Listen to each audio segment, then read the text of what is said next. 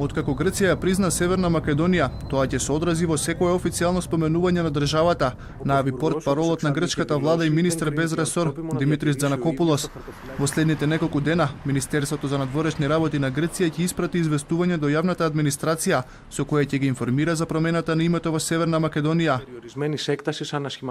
Во однос на таблите што ги спомнавте, јасно и апсолутно е факт дека Грција веќе ја признава соседната држава со името Северна Македонија и тоа ќе се одрази во секој официјално спомнување од Грција кон Северна Македонија, нешто што очигледно ги вклучува и таблите. Дзанакопулос соопшти дека досегашниот алтернативен министер за надворешни работи на Грција, Јоргос Катругалос, е именуван за нов шеф на грчката дипломатија. Катругалос доаѓа на местото на Алексис Ципрас, кој досега освен премиер беше и министер за надворешни работи.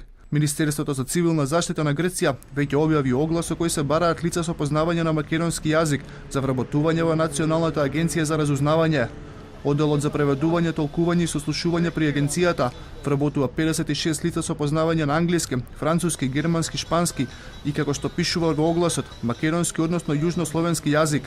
А ратификацијата на пристапниот протокол за влез во НАТО денеска го мина и првиот чекор во бугарскиот парламент, добивајќи поддршка од матичната комисија за одбрана.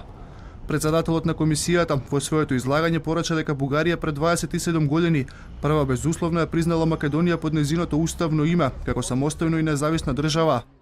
Бугарија ги убеди и Турција и Русија исто така да ја признаат нејзината независност. Денеска Бугарија уште еднаш ги изрази своите добри намери кон нашиот сосед. Ја поздравуваме Северна Македонија за нејзиното членство во Северноатлантскиот сојуз. Изјави Попов по гласањето во комисијата за одбрана на бугарскиот парламент. Печат со новото име Република Северна Македонија веќе почна да се ставува пасошите при влез и излез од државата на граничните премини. Издавањето на нови пасоши треба да почне од крајот на 2019 година, а во преодниот период МВР при влез или излез од на граничните премини на патните исправи ќе става печат, што ќе појасни дека тие и припаѓаат на Република Северна Македонија. Новото име на државата веќе е наведено на глобалната онлайн енциклопедија Википедија. Од денеска, покрај на македонски, името на нашата земја е напишано и на англиски и на албански јазик. Сепак, старото име на државата се уште стои на официјалната интернет страна на првиот човек на државата, каде што е наведено дека Ѓорѓе Иванов е председател на Република Македонија.